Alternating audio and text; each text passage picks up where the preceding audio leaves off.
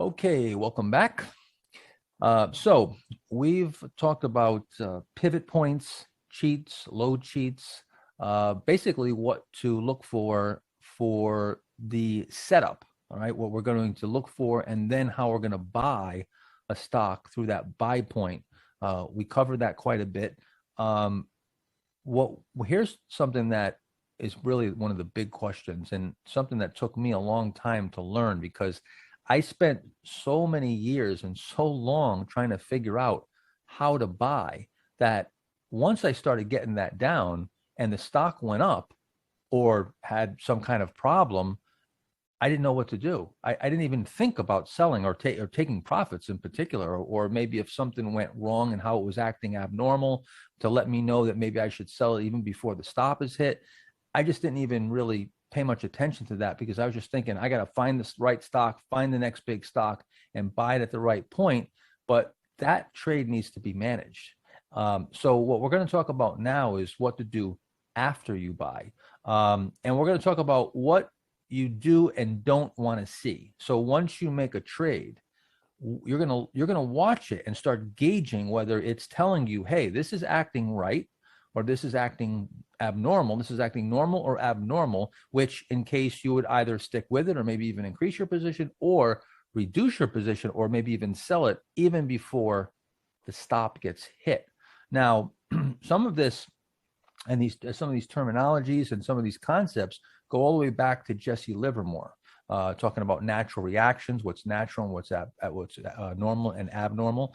And then there also, and well, actually, I'm going to get to him in just a minute. Actually, let me go. We're on page 212. So I'm just going to jump for 1 second to this page. We're going to jump over one page and go to 214.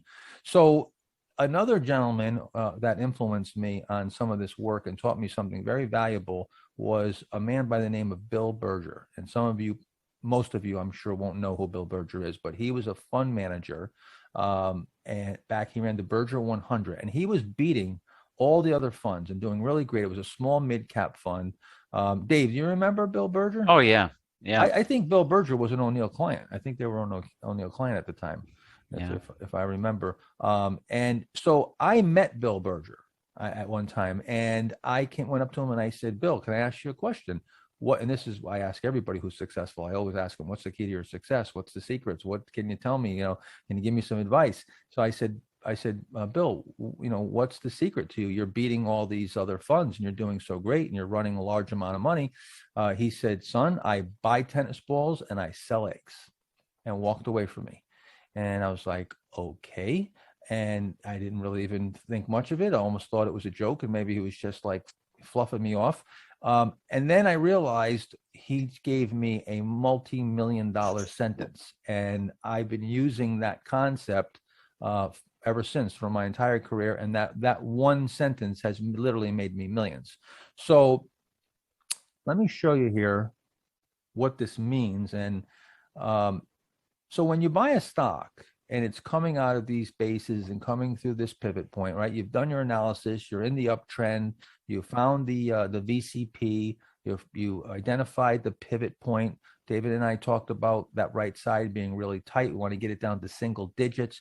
When it comes out of that buy point, you're going to buy just as it goes through there. You don't want to buy it more than 1 or 2% beyond that optimal buy point. So now you've got to start gauging the stock to see if the stock is acting normal or if it's acting abnormal. And what I call confirmations or violations. I'm looking for confirming signals to tell me that I should keep holding this stock even after maybe it makes a decent move. I might hold it for a much bigger move. Or if there's violations, now I start seeing this is not normal. The stock's not acting right. And that proverbial train is not coming in on schedule. I want to make sure that the train is coming in on schedule, and I'm going to gauge that based on whether the stock is acting normal or not. Now, so what is a natural reaction? A natural reaction is simply a pullback that after you break out, you pull back. Usually it's a number of days to weeks, and then you'll very quickly move right back into new high ground.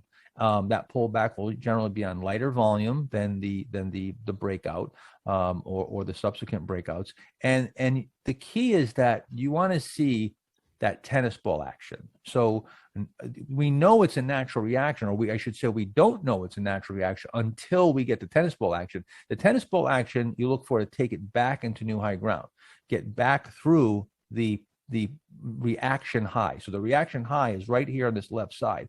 It pulls back. Now, once it takes out that reaction high and gets back into new high ground, that's now deemed a natural reaction. Now stock rallies and it pulls back again, and now we're going to gauge it again and see, is this natural or is this abnormal? Okay, again, you see, boom, back into new high ground, tennis ball action. Bounces like a tennis ball. That's the concept. If you take an egg and you drop it on the ground, it goes splat. You take a tennis ball, you throw it on the ground, it bounces right back, right? So one of the things, and Dave, this is something that you've talked about many times, and that is when the stock comes back, it may take, 7, 8, 10 days, whatever, and then boom, it only takes a couple days to get right back into high ground. And that actually works the same on the downside. It would be the reverse if the stock was in trouble. Can you talk about that a little bit? Yeah, it's when a stock is in an uptrend, it's got a definite pattern, a definite way that it moves, and it moves up quickly and then either goes sideways or drifts down.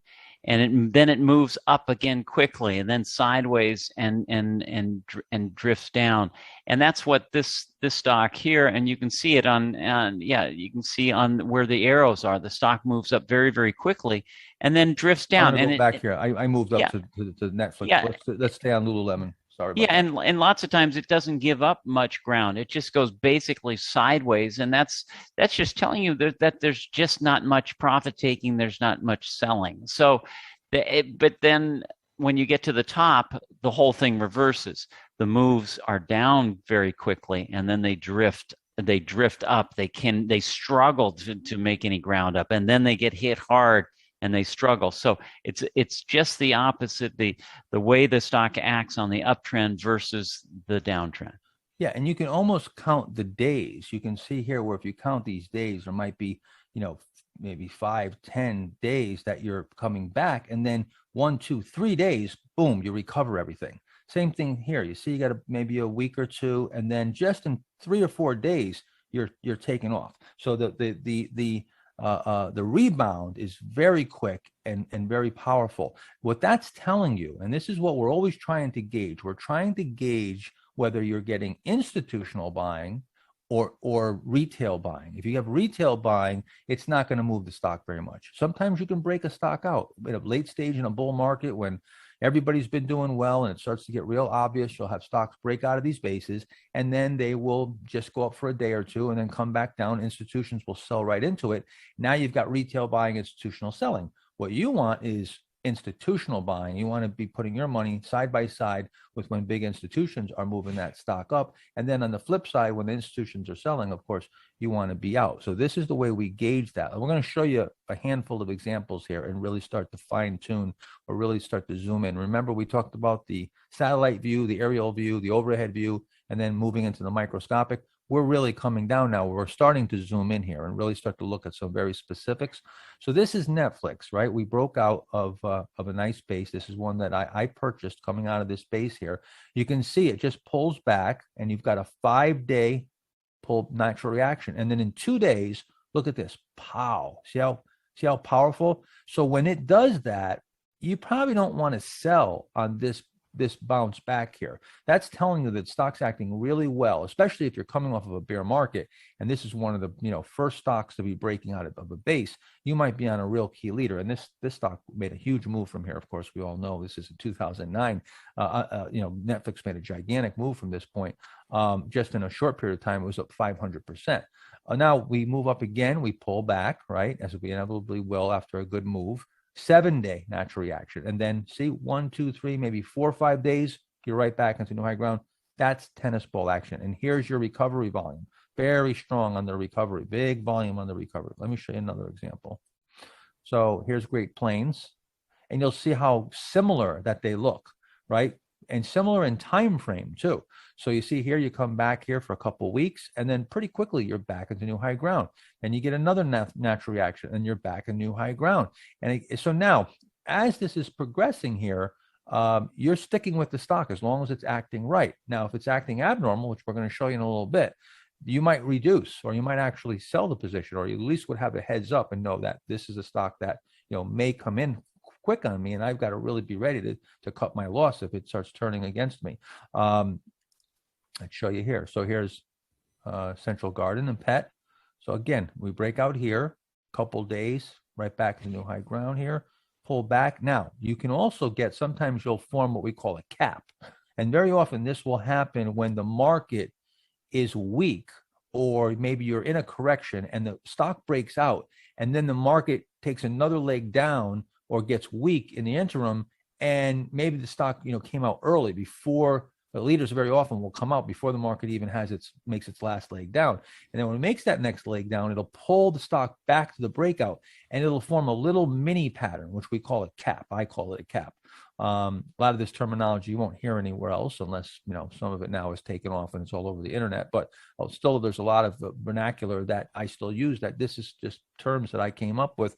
The cap is simply a little mini. See, it's like a little mini BCP here, and you got a little cheat area, and then from there, and that they're usually about they usually take about 12 to 18 days to develop, and then from there you'll break out of there. And again, is this natural? Yes, right now this is very natural, and we come right back in. Tennis ball action. See the pullback here? Just a couple days down, boom, we're right back in. Another pullback. Look how fast, right back up. So now, eventually, you're going to want to sell. You're not going to just wait forever. Natural reaction. When you get to when you get to your second or third rebound from a natural reaction, usually you're looking at another natural reaction that's going to actually be a little more excessive. And what'll happen then is you'll start to undercut previous lows, and you might get shaken out of it at that point. So this is actually all these charting techniques and all these examples will be valid either if you're on a weekly or a daily pattern, right? We've been looking at dailies. Now we're looking at a weekly. But I just want to show you how we come out of this base, right? We move up, natural reaction, we move up, and you've got a handful of natural reactions. Remember, this is weekly now. So this is 1-2 weeks, 1 week here, another 1-2 weeks here, you're back in.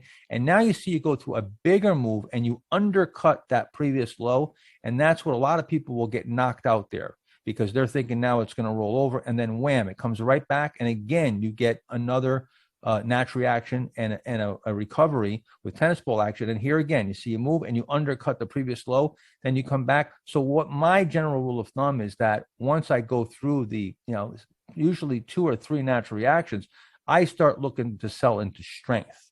And I don't want to wait for this, because I don't want to get shaken out. I might it starts to get more volatile once you get that move. Dave, you hold stocks, probably for at least, in recent times. I think you hold stocks longer than I do. I'm more of a trader. I know you do trade as well too. But what, when you go through where you're getting a number of natural reactions of stocks moving up, are you selling at what point are you selling into strength versus waiting for it to reverse and give back too much of the gain? Well, when it's made a nice move on a percentage basis, I mean, so this stock that we're looking at breaks out at 18 and makes a move to 28. That's really almost a 50% move that stock makes. And when I see something like that, if I like it longer term, if I think this is a stock that's going to make a move that's going to last longer than just a few months, but could go on for a year and a half or more, then I might trade down. I might trade the position down and just cut the position after it gets very extended, and then wait for the new base to form. But at least keep something in there so I keep a close eye on it. Because sometimes what can happen is you do take if you take everything out on strength, then 3 weeks later you're looking the other way, and then all of a sudden the stock takes off and gets extended, and you can't get aboard. So it depends. If I really like the fundamentals and the group that it's in, and there's a real theme of why it's moving. So you might reduce, yeah, and still keep a small core, and then look right. to add it back as it starts to turn back up. Exactly. Right. Exactly. So now, one of the keys here that I want you to understand is that once you go through these couple of natural reactions, 2, 3, 4 natural reactions, What if you want to play it for a bigger move, you're most likely going to have to hold through some volatility, a larger pullback, and even an undercut of a previous low. So I just want you to be aware of that, that's where it will start to be unnatural, if you will. You're going to have wider moves, but they're just going to start to, the characteristics of them are, and the dynamics are going to be a little bit different. And you're going to start getting shakeouts and larger moves, larger bases, and there'll be more volatility. And the more the stock goes up, the more that's going to happen. You're going to get more and more volatility until you start really getting to where it comes under distribution. You get into a stage 3 top, and then you roll over into stage 4, and you should be long gone after that. Let me show you another example. So here's another one, and this is just what Dave just talked about a 50% move. This is coming out of this power play. I actually bought this stock coming out of this little base right here. It's a small base because it's a power play, AMAG, and it made a nice move in a short period of time. You're looking at maybe 1, 2, just a couple months, 2.5 months, you're up 50%. So you went through a handful of little natural reactions, you see, and now it gets more volatile and you undercut this low. Then it comes ripping right back. Again, runs up. You see, you go through this and you undercut the low, and then it comes back. So playing for that bigger move is now going to require you going through wider move, wider volatility, and some undercuts of the low. I just want to make you aware of that, so you can understand the maturation. And we're gonna take this to where we get to the longer term top, and we'll start to show you what the bigger tops look like when you're getting to the stage 3 and then to stage 4. This is just looking at it from that that move up from the base. All right, so let's move on here. All right, so what are some of these bullish? So what are confirmations? What are bullish signals? When the stock breaks out, what do we want to see, right? So the first thing is we want to see follow through buying. It doesn't always happen. You may not get follow through buying, but we'd like to see follow through buying, especially if you're coming off of a big correction or a bear market. And these are some of the first stocks to go. They usually go, and you're going to see days of rally. Dave, why do we want to see multiple days of follow through? We want to see a stock break out and then follow through and have several days moving up. Well, it's a sign of institutional buying, and the bigger the volume, the longer the number of days goes of where the stock is up and it's up on big volume, is just more signs of institutional buying, and that's what powers a stock higher. These moves where a stock doubles, triples, quadruples, it's not done just by retail buying, but it's the huge money that is behind the institutions that create these huge moves. Yeah, now, and there's a few ways that we can look for these footprints in the snow, if you will, or tracks in the snow, to see if we're looking at institutional volume or if it's retail volume coming in. So one is follow through buying, see multiple days. Another one is to look at the days. Once you get 3, 4, 5 days, 7, 8 days under your belt, how many days are up versus how many days are down? How many of those days have good closes versus how many have bad closes? How many have volume on the upside versus volume on the downside? And you're going to look for, of course, that tennis ball action, that natural reaction. Is it coming back and it was spending more time pulling back and less time rallying? So let me show you how that looks. So here's Yelp. So you come out of the buy point here, few days, you come in here, that's completely natural. And then wham, look at these days, 1, 2, 3 days up, and look at the volume coming in. So that's definitely big volume coming in. You're talking about over 8 million shares here. It starts off with about 3 million shares, moves up to 5 change million, up to 8 or 9 million shares. So the volume's getting heavier, and then you have just a brief pullback and right tennis ball action right into new highs again. That's a very successful breakout. That's exactly what we want to see. And Dave, you said something. I remember when I read it many years ago, decades ago, of course, in Market Wizards, you said the best, and this has resonated with me ever since, the best thing a stock can do is be at a profit right away. And that's how I know that I'm probably going to make money on the trade. What did you mean by that? Yeah, well, it's now you get you get a confirmation of your purchase within seconds. But it was usually in the old days, you would call a broker or call the trading room, And by the time they gave you your price of execution, you were already up on the stock. And it's almost the stocks that are hard to buy, where you try to get your position bought, your starting position, and it's actually moving so quickly it's almost hard to put on add-on buys. So it's those stocks that are up immediately on the day, within even the minutes that you buy it, are the ones that are probably going to be your biggest winners. And did you find historically, looking back at your track record and your past, and just from anecdotal evidence, that's usually the case, that those are going to be the winners, and the stocks that don't have any real power on the breakout and come back in, those if we were to bet on those two groups, the group that has the confirmations is going to probably do much better, right? Right. Because I feel that I've gotten my timing down and I know exactly what to look for, that I'm expecting at the moment I buy that stock should be turning higher. Okay, and that's where David just gave you the key. That was the golden nugget. See, it's about getting the timing down. This is how you know if you got your timing right. This is all about timing.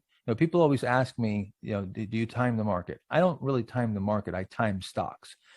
Timing the market is very difficult. It can be done, but it is very difficult. It's very random, and the market itself as a whole is somewhat efficient. Stocks are not. Stocks are very inefficient, and you can time them quite beautifully. So that's what it's about, and it's about knowing whether that train is coming in on schedule. If you've timed it properly and you're waiting for the train to come in, and then to be proven that your timeline is correct. Now, again, here's another thing. Here's another little subtlety. So we're going to get into real subtleties now, right? These are things that you probably would never be looking for until you start to learn them, and then you'll see them. I mean, you'll immediately look at a chart and you'll know, yes, that looks good. Nope, that's not acting right. So if we look at the days here and we look over this 9-day rally, 7 of the 9 days are up, right? So only 2 days down out of that time. And then look at here, 1, 2, 3, 4. We've got, I'd say, 5 or 6 days are good closes in the upper half of the range. So more good closes than bad closes. So everything is really hitting on all the cylinders here. Let me show you another example. So, okay, so here you see, again, you break out 1, 2, 3, 4, 5 days. 4 out of those 5 days are up. Just this one day, 1, 2, 3, 4 good closes. So you got 4 good closes, 4 days out of 5 days up. That's excellent. That's great. So now we're out of the gate. We broke out. You might be tempted to take this profit. It's up, I don't know, $16, $17 up to $22. You have a nice little move there, right? Maybe you're up 15, 20%. So now the big $64,000 question is, do I sell? Do I hold? Well, again, you should probably go through that first pullback and see if you can get tennis ball action, because you had such a successful breakout. Now you get the tennis ball action, and now that means you should try to hold it and go through another pullback, or at least go for a bigger gain on it. So now again, you go through another pullback, more tennis ball action, and again, you just keep going through this process, engaging it. Now, here's the key, and this stock from this buy point went up almost 500% in 11 months. That's a huge move in a very short period of time. And that's the key about the timing, is when you get that timing right, you can get very big moves in very short periods of time. And that's the key. That's how I've compounded all these big returns. And that's how David won U.S. investing championships. And that's the way that you get the big returns, is to be able to compound, because time is money. We talked about that earlier. Now, okay, another thing I want to point out. We're on page 222, by the way, right now. Another thing is that to play these for a bigger move, again, you're going to have to go through some of this more volatile periods. But again, if you're short-term trading, you're swing trading, or even your shorter-term trading, you may be selling into this first move, or you may be selling into the second move, and that's going to be your window. If you're playing for a larger move, well, then of course your risk reward ratios are going to be you're going to be different. You're going to have a larger average gain probably, and then you might change your parameters a bit. But this is still, no matter if you're going for a swing trade or if you're going for a bigger move, we're talking about what to look for from the breakout. Okay, once the stock comes out of here, and then it gets, and I don't know if you talked about this. I can't remember, Dave, if you talked about once the launching pad, the rocket comes off the launching pad. Once it's out, now we don't have to look for that volume coming in and that 1-2 punch that I talked about and all that. We're just looking at the pullbacks and the natural reaction and whether we're getting the tennis ball action, and we're not looking at we're not having to have big volume on breakouts. It can still go up. It can even go up on lighter volume. All right. Why don't you just explain that? Yeah, the most important volume you want to see is when the stock is coming out of a base. And as I said earlier, the bigger the volume, the better. But once the stock is out and running, you don't have to keep on that huge volume doesn't have to keep on coming. Yes, you want to still look at the volume, and you want to look for big volume spikes, especially if the stock has been moving and moving for a long time, and then you get a huge volume spike to the downside where the stock is down and the volume is very, very big. That you want to take notice of it. But stocks can go for a long time on some very, very light volume, and the example I use, it's like a rocket coming off the launching pad. It blasts off and it needs a tremendous amount of fuel to get it going. But once it starts up and it's been going for a number of minutes, then it doesn't need as much fuel to keep it going or as much volume to keep it going. And then once it gets into orbit, then it takes a very little amount. Once it gets into its orbit, and it can go for a long time. And it's just sort of the same analogy that you can use with a stock taking off and a stock in a nice uptrend. Here's a stock that I bought, Baby Stores, back in '98. Came out of a perfect base, nice tight pivot. You see nice big volume here. See these 4 days? 3 out of 4 days up, right? Now, look at the volume. 1, 2 on the 2 breakout days. Then the pullback, look how low. And then again, boom, big volume here. So now we come off that launching pad that David's talking about.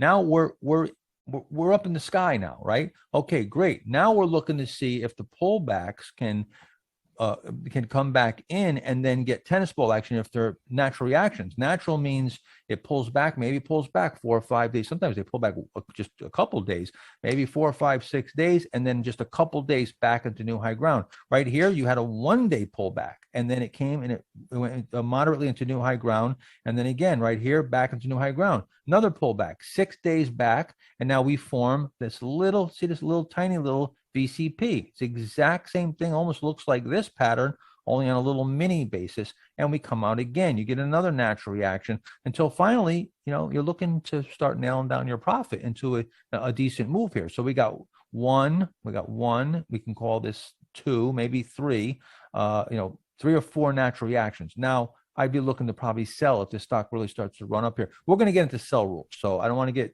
talk too much about selling just yet, but we're going to get into sell rules, and we'll show you that too. But right now, we're just talking about looking: is it natural? Is it a breakout that is confirming, or are we seeing violations? And we're going to get those violations in a minute. Let's keep looking at confirmed breakouts that are looking good and acting well, and then looking to see what we need to know if we're going to hold them for a bigger move.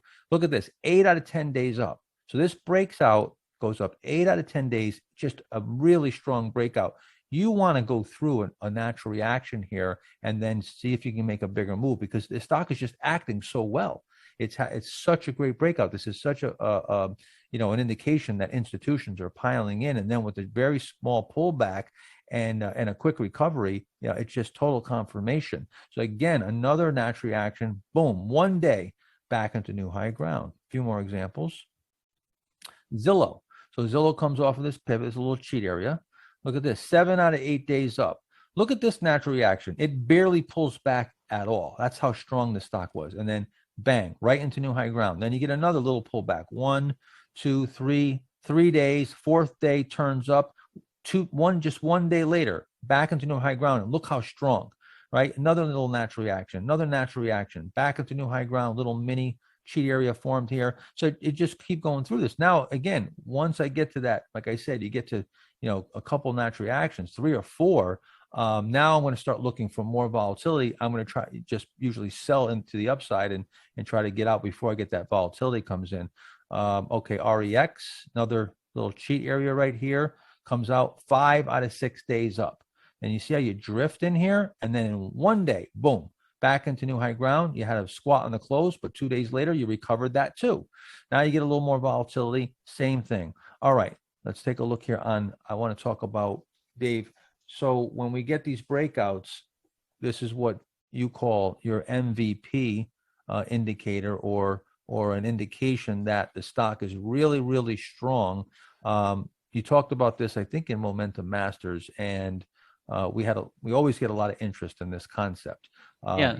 Google's a perfect example. Why don't you talk about this? When a stock breaks out, you found that when it was, and maybe you can go back and talk about the history of this. Yeah, this is something that I kind of spotted when I was running the New USA mutual fund, which was during the mid 1990s. That was with O'Neill, right? That was with O'Neill. Yeah, that's when O'Neill wanted to start a mutual fund to help support the newspaper. And what happened, what I started looking at is that we would buy a stock as it was coming through its buy point, but then when it got extended, then we would stop buying. But what I noticed is that some of these stocks just kept on going higher, and they did it on volume. And these turned out to be some of the biggest winners. But we stopped right at that, at that time, it was like we would stop buying at 10% from the pivot point. Now, now it's a lot closer, where you were saying 5% or less. But the closer you can get to the buy point, the better. But anyway, we found in these big winners is that they had some very common factors. And from the time they started moving, their first up day, they were up 12 out of 15 days. And they were also up 20% or more in price. And during that 12 out of 15 days, they had at least a 25% increase in volume over a typical 15-day period. So above average daily volume, they had a big increase. So those were the characteristics found in stocks that just kind of kept on going, versus stocks that made a 20% move and then pulled back. And these things kept on going higher. Yes, eventually they build bases, but they turned into be some of the stocks that moved for a year and a half or more. And this, Dave, this turned out to be what is known now as the ants. Ants. Well, yeah, the reason why we called it ants is because the programmer actually put little markings on the chart, little black dots where this started happening. And so they look like. I should have done that. I should have, out of all these years we talk about this, I should actually put those on and illustrate that. Maybe at another time we will do that. But yeah, so they called it the ants because you put all these there's these little hash marks that would show where the stock met that criteria, right? Yeah, and this looks like it met it somewhere around where that first tennis ball action came in, right around in there. That would be 12 out of 15 days up from just the buy point would probably be about where it started. It would, if we had a color chart, you'd actually probably see it a little bit better. But it's just you want 12 out of 15 days. You want big volume, and you want the stock to be moving up 25% or more during that same period of time. Let's be clear here, Dave. Sorry to interrupt, but let's be clear that we're not saying that once you get 12 out of 15 days up and it's on volume, that you're necessarily going to be buying there. The stock may be extended at that point and maybe due for a pullback. But let's just say you bought it here at the breakout. And now we're up 7 days in a row. And then it meets this criteria where 12 out of 15 days it's up and there's a good increase in volume. Well, that's a stock that you may not want to sell. And you might want to hold for a much bigger move, or if it can pull back and maybe rebase, take that stock very seriously on that next move up, or maybe you sell out of it and you take that short-term profit, but you're looking to buy it back on a pullback buy. So this is just an indication that the stock is really strong and that you may have a tiger by the tail. Would that be right, Dave? Yes. And you don't, in something like that, you really don't want to lose the position, because these are the ones that, again, as I said, you're looking the other way. You've got other stocks, and all of a sudden this thing just breaks out again and you miss it. And then it takes off for even a bigger move. And it's just, you want to keep something in there so you keep a close eye on it, or you just don't sell much of it when you get that indication that you've had the case. Powerful buying. This was Google. That was the case. This was Google. Now, this also, this tennis ball action and counting the weeks up and so forth, and up days versus down days, good closes. This works on a weekly as well. This is all. It knows no time frame. So this is just a weekly chart of National Beverage, and you can see again breakout, natural reaction, tennis ball action, runs up, natural reaction, tennis ball action, same exact thing. It's not going to change. None of this is going to change. People, worry whether this is going to change, or if everybody takes Mark Minervini's seminar and listens to Mark and Dave, it's not going to work anymore. This the law of supply and demand. This is like gravity. It's not going to change. It's the same, and I assure you too, most people aren't disciplined enough to even stick to these rules and these strategies to begin with. So again, take a look at here. It's on a weekly. So you see the breakout on Netflix came out of here, and we looked at the daily. Remember, we saw those nice little bursts, and then the pullbacks, the natural reactions, and then tennis ball action. Well, we look at a weekly, 6 out of 7 weeks up, and then we pull back here, and then look how quickly it takes all these weeks to come back to the breakout point, and then look at the tennis ball action. Pow! 1 week, it erases all that. You see, that says. And I remember this was, I believe this was on earnings. I remember when the stock did this, and then it just drifted up. And I think this also might have met the MVP or ANTS criteria. Yeah. So now, here's the question: what do everything we just looked at? What do all these previous examples have in common? And this is what you want to look for that optimal stock, that stock that breaks out, and the stock that you want to hang on to and go for that big winner. Number one, they're profitable immediately. Remember, Dave said, the stocks that are up and he's at a profit immediately, those are the ones that generally turn out to be the bigger winners. Follow through buying. They all showed follow through buying. Right after the breakout, there was follow through buying. There was multiple days. More up days than down days, and more up weeks than down weeks, whether you're looking at a daily or a weekly chart. More good closes than bad closes. Closes in the upper half of the range versus the lower half of the range. Tennis ball action. They all had tennis ball action, right? They all came coming right back, and good volume characteristics where there was high volume on the rallies and low volume on the pullbacks. So now let's take a look on the opposite side, okay? The opposite side is your bearish signals, what I call violations, right? Bullish signals are confirmations, right? The breakout's being confirmed. Bearish signals are violations.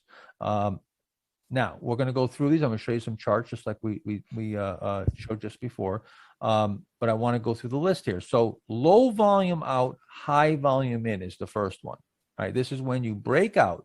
Now, you could break out on high volume, but if the volume comes right back in, the stock comes back in very quickly on higher volume, that's a red flag, right? That may not be a reason to sell, but it certainly should get your antennas up. Then you want to look to see if you've got a number of consecutive lower lows, not closes, lower lows. So 3 lower lows should get your attention. A 4th lower low should really get your attention. Now, especially if they're on volume. If they're on very low volume, it's pulling back pretty naturally.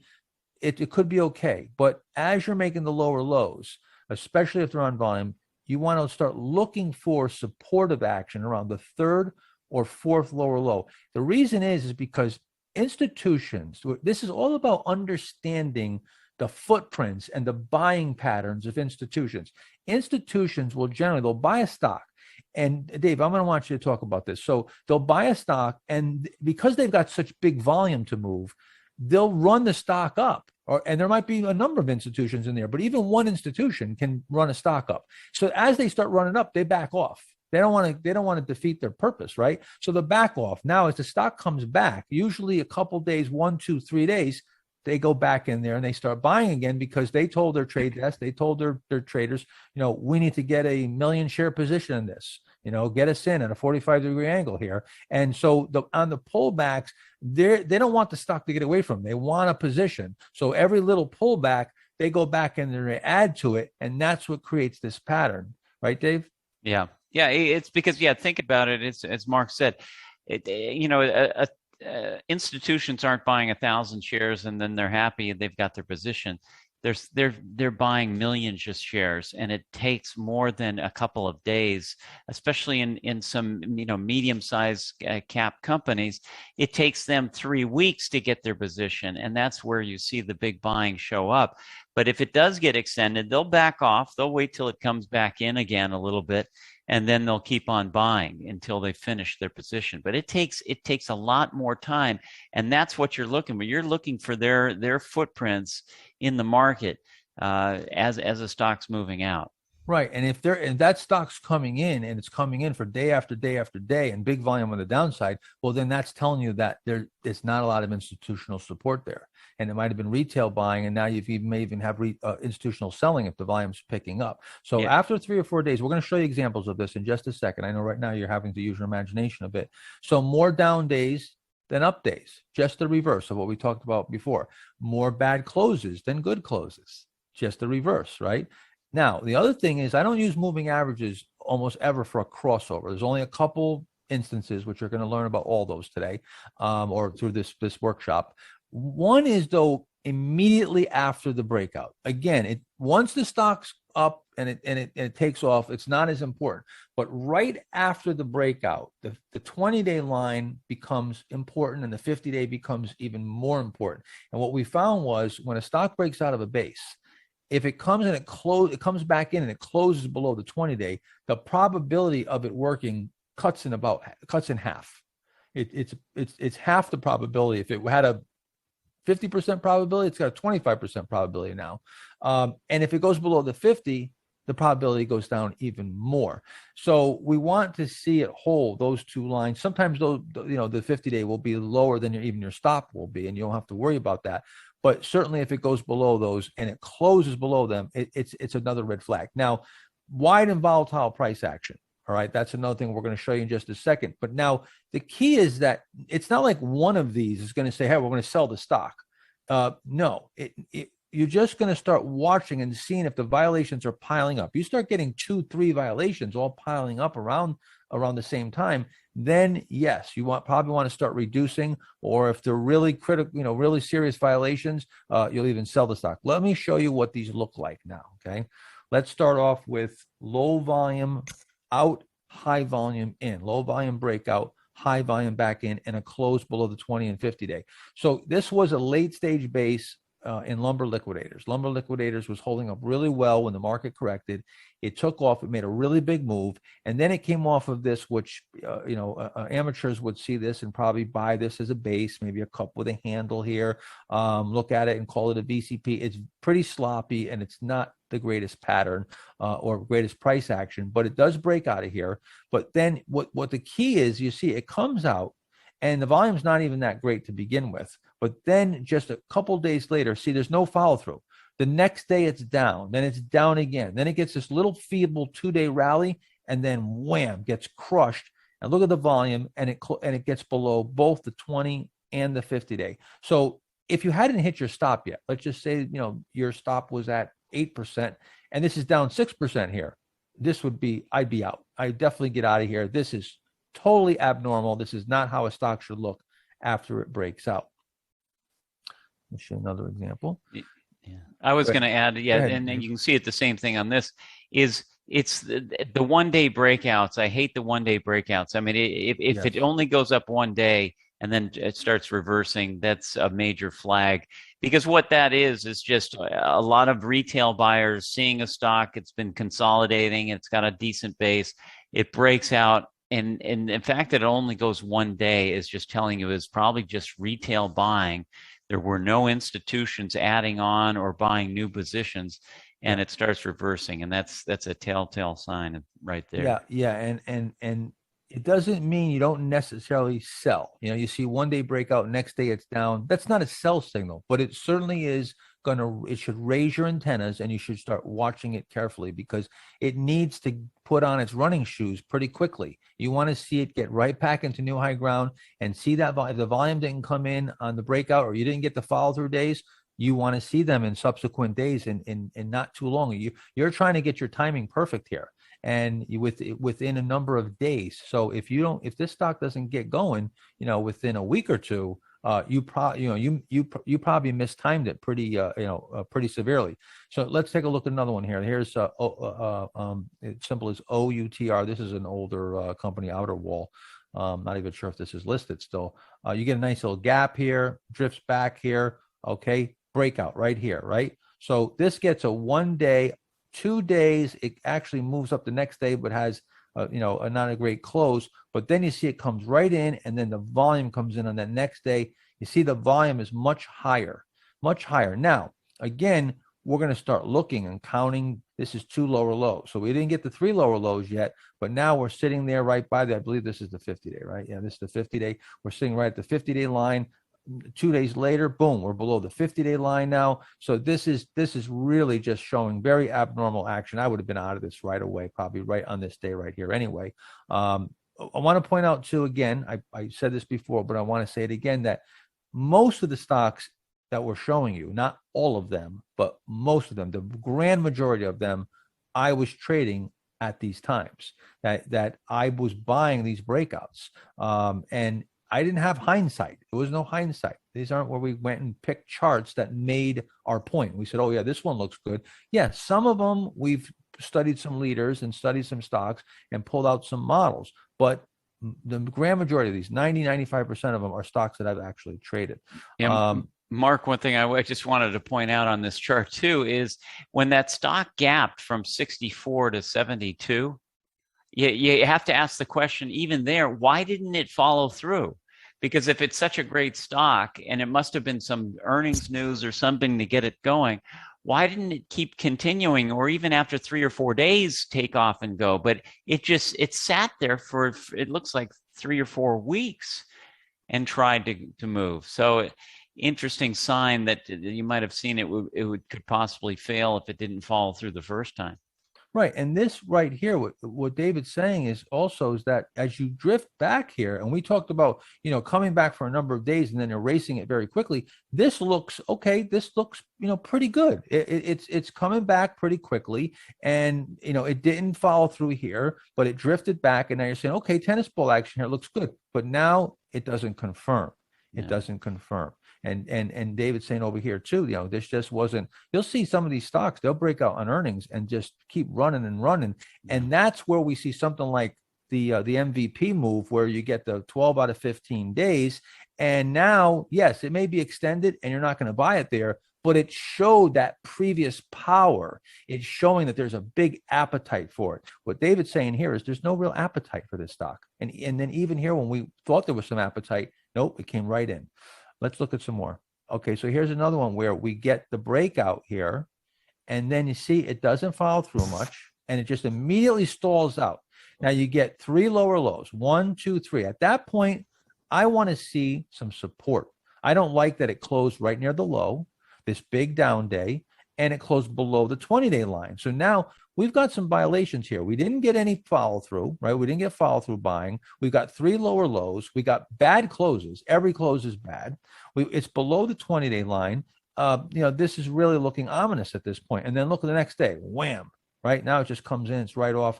You can tell how, it just didn't act right. And right there, it's telling you either reduce or run for the hills. All right, another one, all right, TRTN. Really nice little pivot here. And again, sometimes these are going to look beautiful.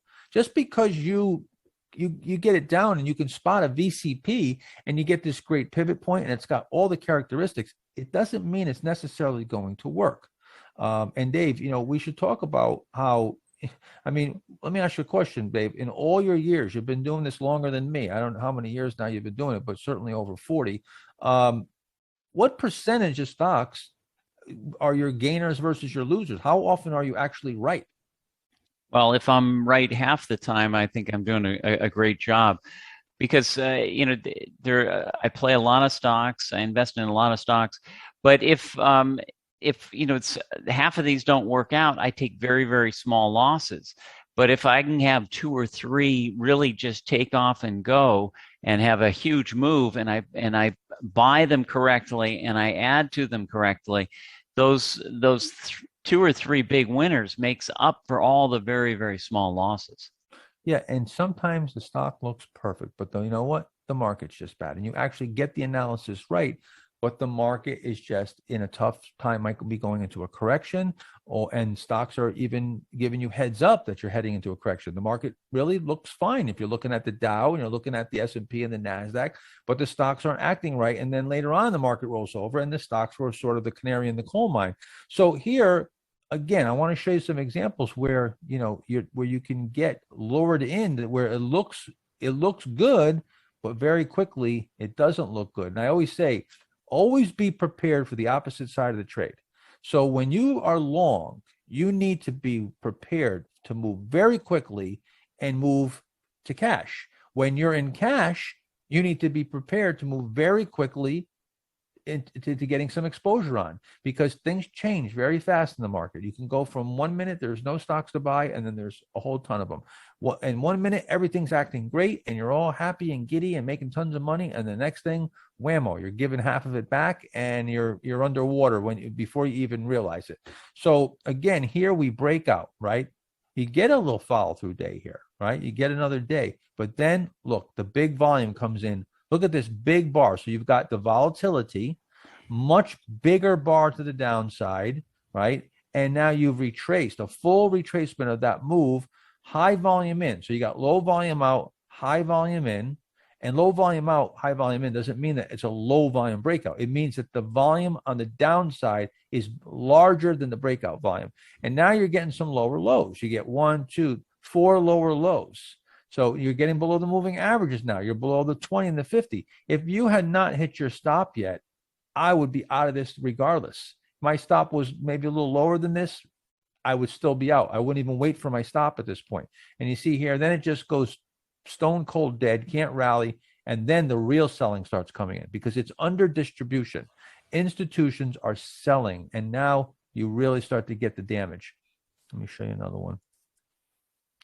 So here you go again, where you break out. This was OLED. Come out of this little base here. Nice little pivot, squat, reversal recovery, little pullback back into new high ground. This is looking not too bad. Okay, we got out of the gate and we're holding up pretty good. 1, 2, 3, 4, 5, maybe 6 out of 8 days or so up.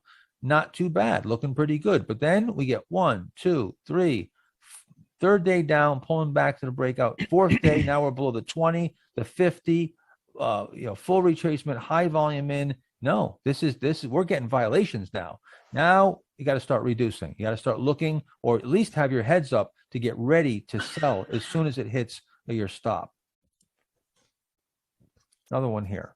Now, here we break out of this base, which already wasn't a very good base. It's kind of sloppy to begin with. But we come out here and we get a decent breakout, big breakout here, a couple small follow-through days. Now, this pullback right here, this is not something that's abnormal yet. Even with the 4 lower lows, this is okay because it's quiet. You're pulling back naturally to the breakout point. And if this turned up and came back into new high ground, that would be great. I would deem that as a natural reaction. But look what happens. It tries to turn up and then boom, it comes in. High volume in. See, it's a failed natural reaction. And it closes now below the 20-day and it can't rally. See how it just wedges itself up? And now the selling starts coming in. This little circle right here is where you definitely want to be out. If you weren't out here, this is a 100% you get out at, regardless of where your stop is. A little dead cat bounce here, and look, now the big selling comes in. Now you get the real damage comes in. That's what you're trying to avoid. When you start getting these violations, it could mean that you've got some real distribution coming, and the heavy selling hasn't even started yet. Yeah, the thing to point out, I think that, and you mentioned it, is on that high volume day down. It was down that day, and then three total days in a row were down. But then it looks like three, I mean, it looks like about 12 to 15 days Yeah, where 3 or 4 weeks. it couldn't even retrace what it lost in 3 days. It tried for 15 days to get going. And the fact that it couldn't retrace that was telling you that this thing had no power at all and was something that was probably ready to really roll over. And Dave, if we flip this over, we would get exactly what we were talking about on the upside, on the downside, right? We got where here you pull back all these days, right? Yeah. Or you rally, if you want to call it. You rally all these days, and then just in a couple days, boom, you're in new Yeah. lows. So exactly on the opposite, where we look for the pullbacks, they come for maybe a couple weeks, and then just in a few days it erases it all. This is the same thing, only in reverse on the downside.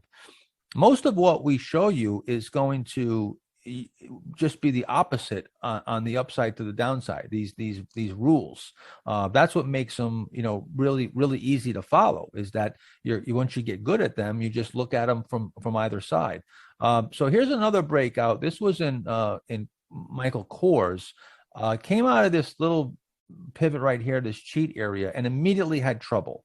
It tried to tighten up and what I call a reset, and tried to turn up again and immediately failed there. And this is where I really said, oh boy, this could be getting into big trouble here, because this is just totally abnormal now. It tried to come out here and then it tightened up a bit more and had another failure. Now this is what I call a ledge, where you just go straight sideways. After you break down, you go straight sideways and you can't rally. And just like we just showed you before, you see how it takes a number of days, I don't know, 5, 10, maybe 15 days to barely rally back at all, just like Dave said. And then just in a couple days, boom, it's right into new lows again. We actually put this on our short list right here. This was one of our recommendations on the short list as it broke through the 200-day here and was breaking down from this ledge. So it went from a potential buy over here with just not long later, within a number of weeks, we're looking at shorting this, and this stock imploded from there. It had a big decline from there. I'll show you another one here. So again, you see a breakout here. Here's the pivot point. You get the 1, 2. Okay, great. Everything's okay at this point, right? All right, now you get a couple reversals, and you're not getting much follow through day. If you count the days, you got 1, 2 days up, 2 down, 3 down. So if you got down days outweighing up days, you get a little feeble rally, and now you get 3 lower lows below the 20, below the 50. See, everything's piling up on you, right? All these violations are piling up. That's where the red flag starts coming up, when you start seeing a number of violations. And again, your stop might have already been hit at this point, but in this case, probably not, because this is just coming right near the break-even point. So this really probably wasn't at a very big loss. Then you put in the ledge, so you can't rally much, and then back into new lows. Let me see, do we have any other examples here? Well, this one right here, you get a gap on earnings. Then you get a nice little pivot right here. It breaks out, but then you get 8 lower lows here, right? And it retraces everything, comes all the way back down here. And now again, just like before, you see it takes a number of days, and just in 2 days, boom, exact opposite of what we want to see on the upside. Now, another thing is, whenever you buy a stock in a base, you always want to look to the left. The left is where it's like looking for traffic crossing a street, but think of it on a street that's one way, right? Everything's coming from the left. You're on a one-way street, because that's where your supply is. And being able to be cognizant of what type of supply is to the left of you, it really will keep you out of a lot of trouble, or keep you away from troubled situations. Because again, Dave, you always say, just draw a line across where the majority of the price action is. This is a perfect example where this stock, really is just constantly had trouble. It tried to break out here, had trouble, came back up, and just keep trying to base here. But this level right here really becomes a formidable opponent, right? And you just can't get through it. So when I see that, what I want to see happen is I want to see the stock get near that level, tighten up and quiet down, because that means this supply on the left side has stopped coming to market. Yeah. Remember, we talked about the towel getting squeezed and the water coming out of it. That hasn't happened yet. There's still a lot of water in this towel, and that's why it can't rally, because there's a lot of selling. There's a lot of supply. There's a lot of stock for sale, and it does just the opposite. It breaks down and it forms this little pivot to the downside. It forms a little mini ledge and then breaks down again. So again, looking to the left and looking for price action to the left. Yeah, it reversed. I mean, you can see 1, 2, 3, almost 4 reversals right there in that 48 to 50 zone, and it reversed and it closed on the low almost every single time. Yep. I've actually I came up with another term the other day. I think it might stick. It looks like a porcupine. It's got these quills that are sticking up. Yeah. And boy, you can get stung, or you can get hurt badly if those quills go into you. And this is exactly what happened. Porcupine supply. It's a porcupine pattern. Yeah. There's, and again, you'll notice that each time I show, one of these charts, that Dave will come up and come up with this nuance. I'll come up with a nuance and I'll say, okay, take a look at this, and I'll go deep into the pattern, start looking at specific days, and then Dave will go in even deeper and find these little nuances. See, this is the type of eye that you're gonna develop over time, but you've got to do this in real time. We're doing it and we're showing you here on charts in hindsight, but you've got to learn to do this in real time. We do this in real time because we've been doing it for so many years. You'll get there too, but it's going to take some time. That's why you have to do post analysis and go back and look at your trades and see if you're seeing this stuff. If in real time you're making these plays correctly, and then you'll see what you did wrong, what you did right, and you'll start to see those common denominators. So like I said, always be prepared for the opposite side of the trade. This is why. You see this stock breaks out here, you get the natural reaction, and then it fails. And you get the 3 lower lows, the stock can't rally, and this stock ended up going down 99% in just 3 months. That's the risk that's in the market. Look at the huge volume that comes back in here. All right, that's where, not necessarily you can call it a low volume out, high volume in. It does come after the natural reaction, but this is a complete tennis ball action failure. It tries to break back up, and then just comes right back in, and you start getting the violations. You get the big volume in, you get the 3 lower lows, you get the close below the 20, now the 50 day. Like, you can't rally. If you did not hit your stop yet, you would want to be reducing this or even selling this even before. Yeah, and then the other thing too is look at the 2 days that stock moved out from. I guess it went through 19 and 20. Farther. Yeah, right there is look at the closes on those 2 days when it should be breaking out and closing near the high or the upper half of the range of those days. Those look like 2 stalling days. Yes, they were up, but they traded higher and closed in the lower half of the pattern, and just kind of telling you that didn't have enough fuel, enough power to get it going. Yeah, you're not really getting that real strong tennis ball bounce. Right. So what do all these examples now have in common? What are all these failures? The breakouts that were successful and had the confirmations, every one of them had certain things that were all in common. All these failures have certain things that are all in common too. One is lack of follow through. More down days than bad days, and more bad closes than good closes. Up days. Very poor volume dynamics, where you've got on the upside, instead of having the strong volume on the upside, you've got the weaker volume on the upside and the stronger volume on the downside. Reversals, where or what Dave just called the porcupine look, where we have all those reversals in that supply, and then closes below the 20, the 50-day line soon after the breakout, and no tennis ball action or very weak tennis ball action. In some of these cases, we saw just the opposite. The tennis ball action, if you will, it was like we flipped the chart upside down, and it was having tennis ball action, but it was to the downside, right? So again, just looking for these violations and these confirmations are going to start to have you understand when a stock is acting normal, when it's not, when it's under accumulation, and when it's under distribution, and when there's institutional money in there versus retail, or maybe to see, to be able to spot the retail breakouts and the institutional selling into those breakouts. All right. So I know I'm moving a little fast here, but we got a lot to cover.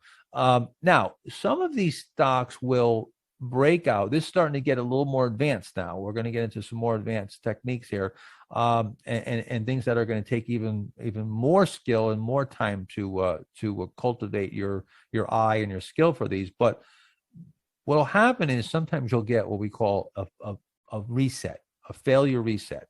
There's two kinds of resets. There's a pivot reset and a base reset. We're going to first look at the pivot reset. So the pivot reset is when you set up a base. And one of the reasons why this stock in particular is, I would say near and dear to me, but it's a nightmare, because I was in this. I bought this perfectly, and then I got knocked out of it, and then it reset and just blasted off to the moon. I'll show you right here. So here's where I bought it. I got knocked out right over here, not right over here, but I got knocked out over here. And then my mistake wasn't getting knocked out. I stuck to my plan. I got stopped out, but then it tightened up. It got really, really tight. It reset, and boom, look at the breakout here. And it wasn't the greatest second day breakout, but you got the tennis ball action. It's acting pretty darn good. And this stock went up 90% in 26 days. So I was in it. I got knocked out, and my mistake was not getting back in on the reset. So you want to look sometimes, once you, and again, Dave, we talked about this before, where when we sell a stock, we don't necessarily just throw it away. We keep it on a list. I keep a list of all the stocks I sold, and I still watch them for a number of days, even weeks after. You do the same, right, Dave? Yeah, because sometimes it might be a market correction that keeps the stock from continuing higher. It could be a number of things, but especially if a stock has the great fundamentals and a great setup, but it's just not ready, then you could come back to it a weeks later or even months later.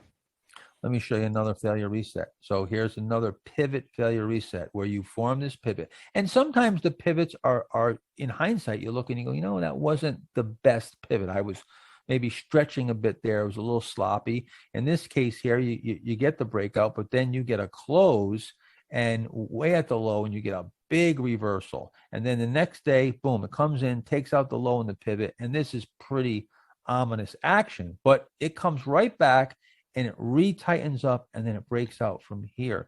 So a lot of people would get knocked out of this, and they would never even think about coming back into it because they were just hosed on it. So watch very carefully, because what will happen is a lot of times you'll have something that appears to be a decent pivot, but then it shakes you out, and then it resets, and the pattern actually improves. The VCP, it just took more time to form and to get that water out of the towel. So just all this is telling you is right here, there was still water in the towel.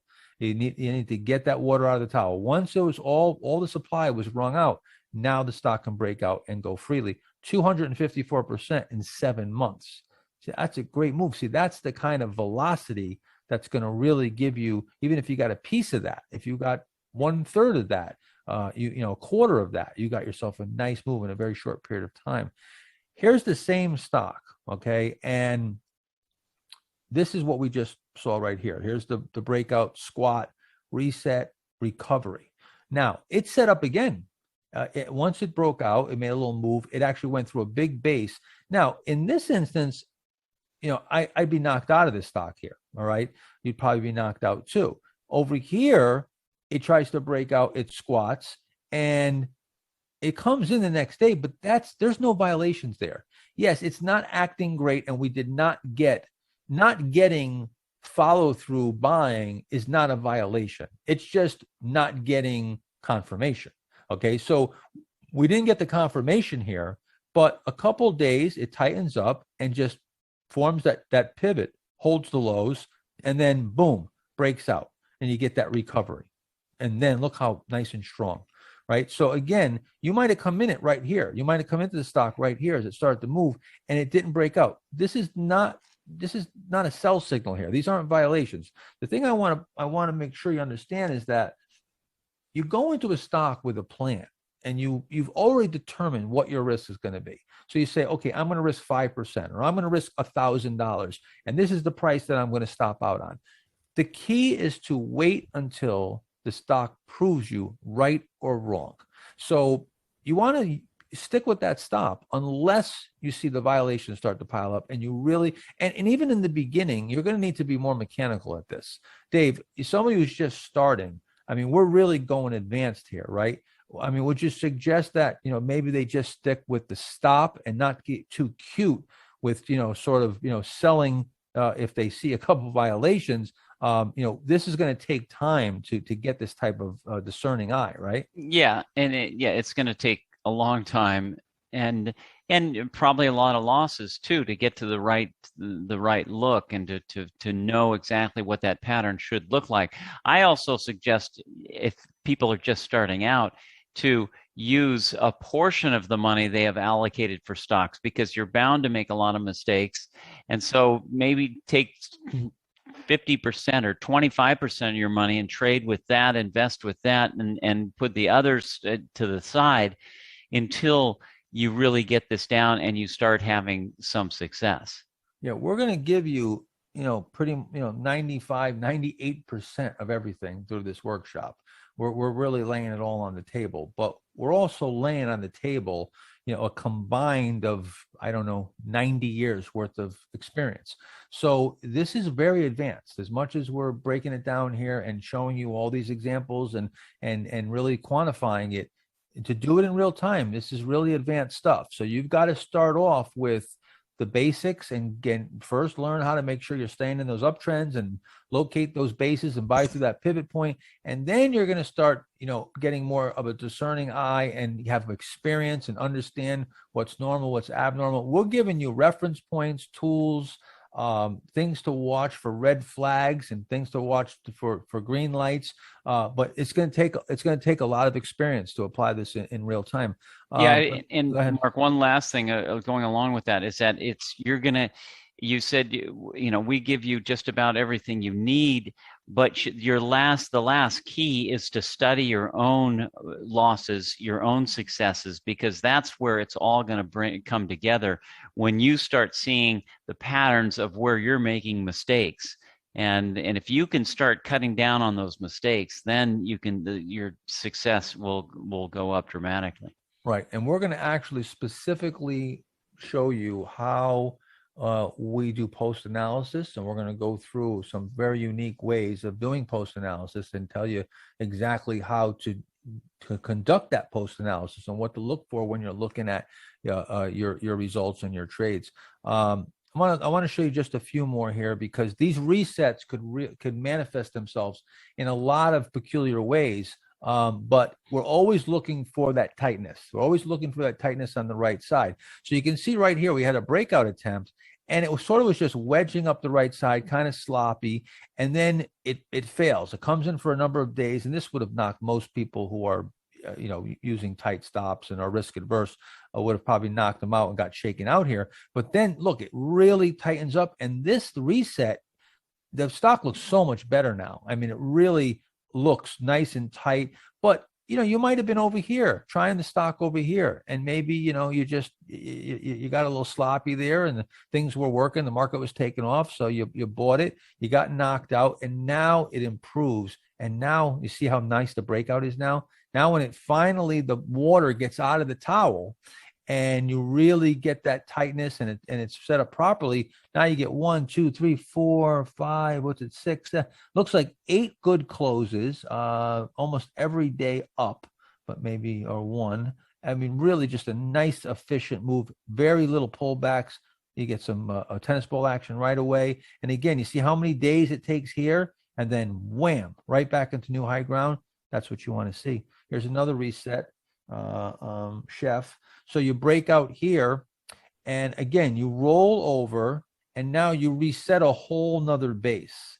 And this is just, sometimes again, you'll have where stock breaks out and the market rolls over. You have a correction in the market, and it causes the stock to come back in and maybe stop you out, undercut the low in the base, but then it resets. Or you might be in a a bear market, a correction already, and you've taken a leg down, the stock breaks out, and then the market takes another leg down. And maybe sometimes the last legs are the real doozies, and that's where you get the real acceleration in selling.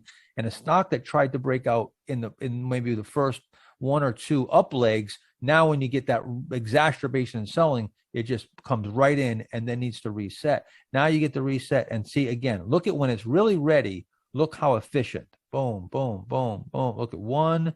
What do we got here? 1, 2, 3, 4, 5, 6, 7, 8, 9 days, right? Nine days up here, 12 out of 13 days up total in this rally.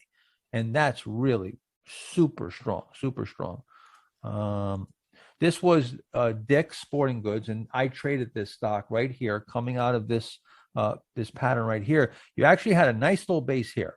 So now this is really important, because if this stock had broken out here and moved above this high and this pivot, I would have bought it right there. Now, maybe I would have been stopped out. I don't know, or maybe it would have worked, but it didn't. It set up and then it failed. Then they had guidance was upped, and it had this gap on upside guidance. But now it doesn't have VCP characteristics, right? I had to wait. So there was some good news, if you will. And then now it went through and it tightened up. Now it got really, look how nice and tight here. Now you've really got that nice big base. You've got the shakeout. It shook out the low. You've got the demand coming right back up the right side, and you've got the tightening, and you've wrung out all that water out of the towel. The stock is ready to go. And this stock went up huge from here. It was a great, great winner. This was a stock that, Dave, you probably remember Elan back in the 1990, coming off the lows, going to the 1991 bull market. Here's a perfect example of what I was just talking about. You try to break out here and you go into new high ground. The market had actually topped right here.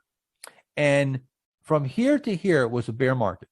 So now, as you break out here, the market actually already came off, but was having a rally, a reaction rally, and then it sold off again into the final low, which was right here. The market bottomed right here. The Dow was down 25%. So that took the stock back down, and that made this base fail, which was a pretty crappy looking base to begin with. So this was faulty to begin with. But somebody might have fallen for this. I saw this stock as it came up the right side right here. See how nice it comes up real strong, and then it tightens up, and then look how tight it is right here on the right side. And that's the great. Look at the volume. Volume comes way down, and then boom, off to the races. And this is where we were going to war over in the Middle East. And on the announcement of war, the market broke out, and a bunch of stocks that were set up came ripping out of these bases. And you had just a nice launch out of off the launching pad there. And see how many months that you had to wait. So let's say you bought it and it broke out and it failed on you and you sold it. Well, that's where you then put it into a watch list and you keep an eye on it every week. You look to see if it sets up. And look how long it took. It took from September until January for the whole thing to set up again. But then you had a great move after it came out of there. But that's where if something didn't work, just don't forget about it and say, I hate this stock. Sometimes you have to buy it twice or three times before it really makes that big move. Yeah. In this case of Dick's, you had this set up here and it failed. And now you had the guidance, right? Sometimes you'll even have an earnings report and it'll run the stock back up. And the fundamentals, if the fundamentals are good and the stock's acting well, then your job is to wait for that optimal buy point. All right. The key is you want to make sure that the stock is what I call price ready. You could have the right stock, but not at the right time. And you want the right stock and the right time. That's the key, is to wait until the stock is price ready. Right here, it's price ready. Over here, okay, fundamentals may be coming in, and yes, it's got a lot going for it, but it hasn't gotten to that point where you're timing it where you're trying to be at that immediate profit. Okay, Baidu, another one, V-shaped base, all right, came up here, sloppy right side. This was totally looking failure prone from the beginning. then comes off here, has to reset, and now you're getting that nice right side build. And then you get the cheat area. Now you get the little handle here, and you get multiple buy points. Again, a failure turned into a nice base. These could actually, I've been studying these resets for so long that I've got so many different ways that I play them now. Some are even, kind of bizarre. I call them expert buys. When you get to some of these that I wouldn't necessarily recommend that you do, certainly in the beginning. But here's one that was with Spirit Airlines. I think, Dave, you and I were looking at this at the time. We were talking about this. It came out of this base. It came back in, and then it tightened up right here. And this was really, trading what I call very close to the danger point. After it came down like this and put in this little pivot, this low is really key, because if it just starts selling off from here, it's just all going to hell. So this really was just game time. It needed to either to go or punt, and it just came ripping out here. You got 5 days up, 10 out of 11 days up. Great breakout, but this was a reset. It originally came out here, then it came in, got below the 50. This would have almost certainly stopped you out, but then you see it tightens up and you get a little reset, and you got a little low cheat setting up. That's why those low cheats, the cheats, they're so valuable, because you can apply them to reset. You can apply them in so many ways, and by having the low cheat, the cheat, and the handle, and even the pullback to the breakout after the breakout, you've got basically four floors that the elevator can stop on before it makes a trip to the 10th floor or the 20th floor or the 50th floor. You're trying to get in on floor maybe 2, 3, or 4, and then take a trip to a higher floor. You're not trying to buy in the basement or the first floor. So these give you, multiple chances to be able to get on a stock as it's coming out of a base. Here's another one where, again, you tighten up here, try to come out of this low cheat, have a quick shakeout, and then re-tighten. You see, there's so many, maybe you might even start noticing some, new ways, some new angles to play this after you've been doing this for a while. But there's a lot of ways that it can reset. The main thing is that you want the same characteristics. You want the VCP characteristics. You want that tightness on the right side. Having a shakeout below the low is perfectly normal, but all the same rules are going to apply. The only difference is that, it came out of a pivot prior and it failed. So we talked about what I guess I didn't clarify, and I should probably go back a little bit, is that when I originally started, I said we're going to talk about pivot failures and base failures. So I showed you the pivot failures, and I also showed you the base failures. I just didn't pinpoint it, that when we take out the low in the base that was previous setting up, that's a full base reset.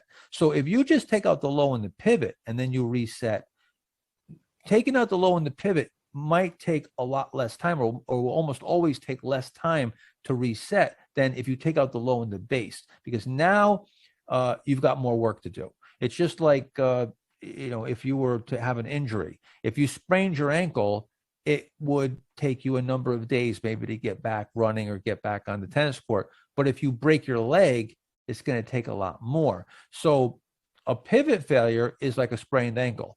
A base failure is a broken leg. And if you go into stage 4, you're in compound fracture, broken leg, broken femur. You're in really bad shape. It's going to take a long time to recover. So again, pivot failure versus base failure. Dave, we're going to wrap this up here today. Any closing comments here? We talked about pivot failures, base failures and pivot failures. We talked about the confirmations, the violations. We went through a lot of examples of these things. Any recap? I would just say that, a lot of these stocks had very, very good fundamentals. And when they fail the breakout and they have to reset, then just don't give up on them, especially if they have great earnings. Keep them on a watch list, because there are many times where you're going to go, oh, I lost money in that stock, I can't buy it again. But you just have to have an open mind. Just say, hey, look, my timing was wrong, or the market was wrong. And if it resets all over again, then you've got a brand new situation, and that's where you can get the real big move. Yeah, I've had a number of big winners that I got stopped out 2, 3 times in a row, and then I played it that third or fourth time, and it was a charm. And I just try to keep those losses, as small as possible, so I can come back. But yeah, what I do is when I'm stopped out of a name, I actually put it in a list I have of my sold stocks, and I look at those every day. I just keep watching them to see what happened, subsequent to me getting stopped. And a lot of times I got the name right. I was just a little early, and then it resets, or maybe it goes through, it actually improves because the fundamentals, they're not going to change in one day, unless maybe, today's the earnings report and there's a huge miss. But the fundamentals are, if they're in place, maybe it's just not the right time because of the market, or the stock just needs more time to, to consolidate. So I keep that list. All right, so we're going to wrap it up, and then we'll come back, and there's so much more to go over, but we are wrapping it up for the day, and we'll see you during the next session. Okay, thanks. Thank you. Thanks, Dave.